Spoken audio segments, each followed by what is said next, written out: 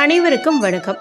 இன்றைய பதிவில் எதை பற்றி பார்க்க போகிறோன்னு தெரிஞ்சுக்கிறதுக்கு முன்னாடி மறக்காமல் நம்ம சேனலை சப்ஸ்கிரைப் பண்ணிக்கோங்க. கூடவே பெல் பட்டனையும் கிளிக் பண்ணி ஆளுங்கிற ஆப்ஷனை கொடுத்துட்டிங்கன்னா நான் போடுற வீடியோ எல்லாமே மிஸ் ஆகாமல் நோட்டிஃபிகேஷனில் வந்துடும். இன்றைக்கி மார்ச் மாதம் 16ஆம் தேதி சனிக்கிழமைங்க. இன்று தங்க கணபதி நாள் உண்டு. தங்க கணபதி நாள் அப்படின்னா என்னன்னு தெரியாதவங்களுக்காக சொல்லிடுறேன். சனிக்கிழமை ரோகிணி நட்சத்திரம் வரும் இல்லையா, அதை தான் தங்க கணபதி தினம் அப்படின்னு சொல்லுவோம். இது வருஷத்தில் 2 முறை வரும், சில சமயங்களில் மட்டும் 3 முறை வருங்க. இந்த நாளில் அப்படி என்ன சிறப்பு அப்படின்னு பார்த்தீங்கன்னா, அட்சய திருதியை அன்று நகை வாங்கினோம்னா எப்படி மலன்னு தங்கம் பெருகும்னு சொல்லுவோம், அதே சிறப்பு இந்த தங்க கணபதி நாளுக்கும் உண்டு.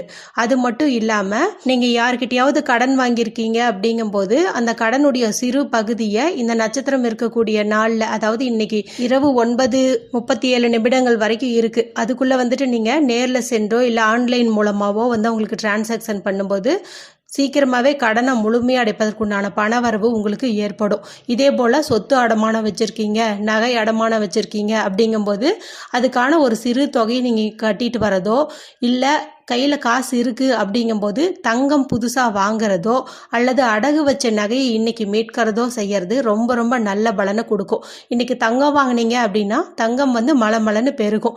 மேலும் இன்றைக்கி அடகுல இருக்கிற தங்க நகையை நீங்கள் மீட்டு எடுத்தீங்க அப்படிங்கும்போது திரும்ப அந்த நகை எந்த காரணத்துக்காகவும் அடகு கடைக்கு போகவே போகாது.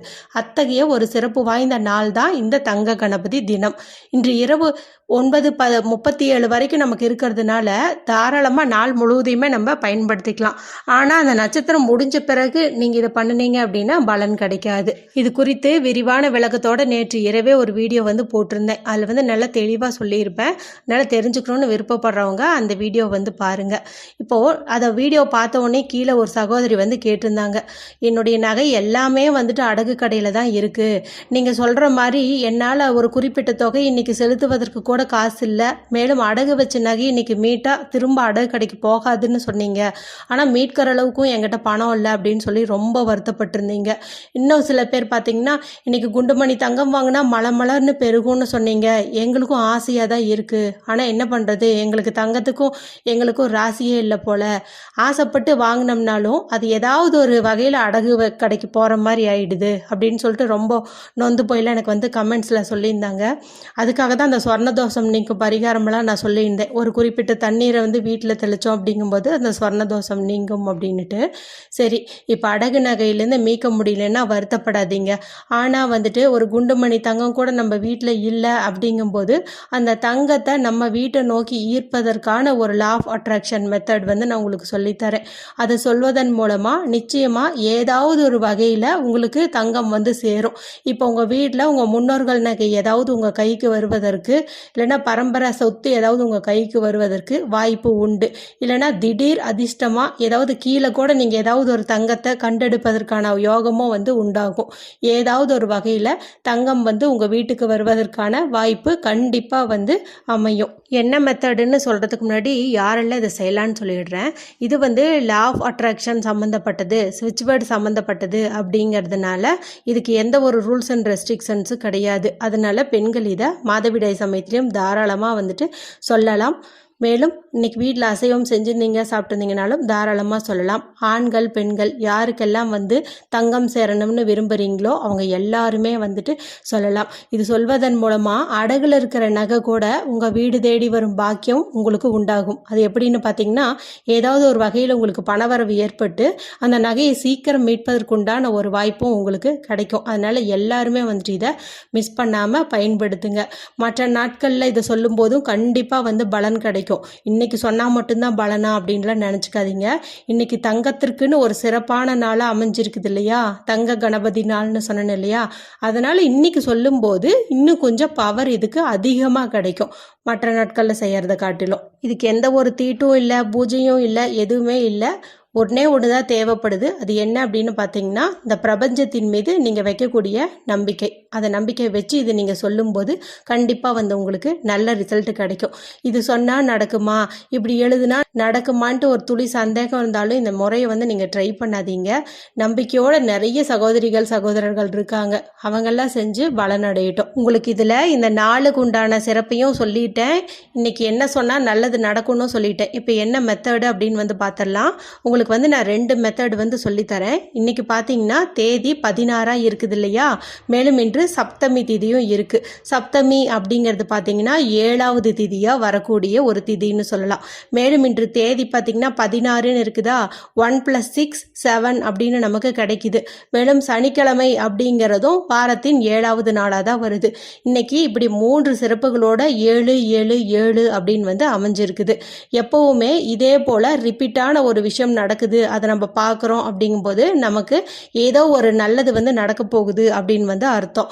அதனால் இப்போ நான் சொல்கிற இந்த ஏஞ்சல் நம்பரை முதல்ல உங்களுடைய உடம்பினுடைய இடது புறத்தில் எங்கே வேணாலும் நீங்கள் வந்து எழுதிக்கோங்க. இது எழுதுவதற்கு நீங்கள் க்ரீன் கலர் இல்லைன்னா ரெட் கலர் 2 கலரில் மை வரக்கூடிய ஸ்கெட்ச் பென்சில், பேனா, மார்க்கர் எதை வேணாலும் நீங்கள் பயன்படுத்திக்கலாம். ஆனால் இடது புறத்தில் தான் எழுதணும், அதாவது லெஃப்ட் சைடில் தான் எழுதணும். என்ன அப்படின்னு பார்த்தீங்கன்னா 777 வந்து போட்டுக்கோங்க. 777 அப்படின்னு வந்து போட்டுக்கோங்க. இதை மட்டும் நீங்கள் எழுதிக்கிட்டிங்கன்னா போதும். முடிஞ்ச அளவுக்கு இந்த நம்பரை நீங்கள் சொல்லிக்கிட்டே இருக்கிறதும் நல்லது. 777 அப்படின்னு வந்துட்டு சொல்லிகிட்டே இருங்க. இன்றைக்கி நாள் முழுவதும் இது கையில் இருக்கிற மாதிரி பார்த்துக்கோங்க. நடுவில் அழிஞ்சுது அப்படின்னா திரும்பவும் வந்து எழுதிக்கோங்க. இது ஒரு மெத்தடு, இதுவும் வந்து நல்லா இன்றைக்கி ஒர்க் ஆகும். இது வந்து பண வரவுக்கு வந்து நீங்கள் இதை பயன்படுத்திக்கலாம். இப்போ கோல்டு அட்ராக்ஷனுக்கு வந்து நான் சொல்லித்தரேன்.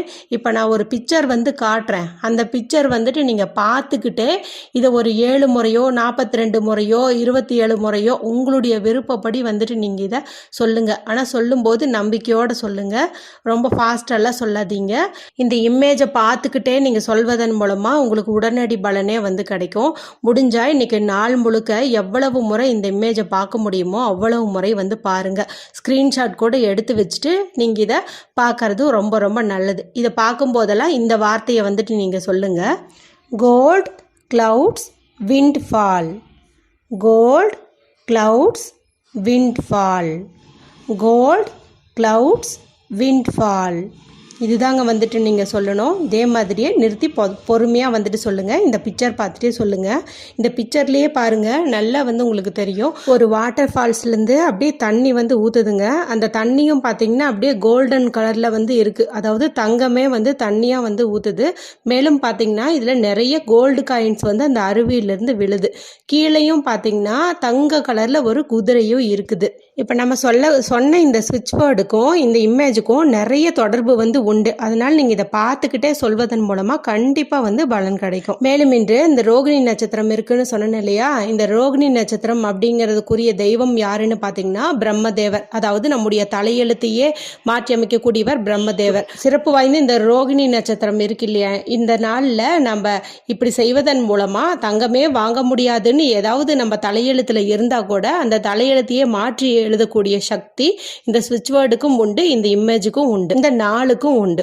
இந்த இமேஜை பார்க்கும்போதே நமக்கு ஒரு பாசிட்டிவ் வைப்ரேஷன் வந்து உண்டாகும். ஏன்னா நம்ம அதிகமாக வந்துட்டு இந்த கோல்டு ஃப்ரேம் இருக்கிற பொருட்களையோ கோல்டு சம்மந்தப்பட்ட பிக்சரையோ வந்து நம்ம வீட்டில் எங்கே பார்த்தாலும் மாட்டி வைக்கிறது, இல்லை கோல்டு கலரில் ஏதாவது ஒரு இடத்துல பெயிண்ட் பண்ணி வைக்கிறது, இதெல்லாமே நமக்கு நல்ல ஒரு பணவரவை ஏற்படுத்தி தரும், நல்ல ஒரு பாசிட்டிவ் வைப்ரேஷனையும் கொடுக்கும். இப்போ நீங்கள் சுவாமி படங்களே வாங்குறீங்க அப்படின்னாலும் நல்ல ஒரு கோல்டு ஃப்ரேமில் இருக்கிறதா வாங்கி நீங்கள் உங்கள் வீட்டில் மாட்டி வைக்கும்போது நல்ல ஒரு பலனை உங்களுக்கு கொடுக்கும். அப்படி இருக்கும்போது இந்த பிக்சர் கூட நீங்கள் பிரிண்ட் அவுட் எடுத்து உங்கள் வீட்டு ஹால்லையோ இல்லை உங்கள் பெட்ரூம்லேயோ, அதாவது எங்கே நீங்கள் அதிகமாக வந்து பார்ப்பீங்களோ அந்த இடத்துல ஒட்டி வச்சுட்டு அதிகமாக வந்துட்டு இதை பாருங்கள்.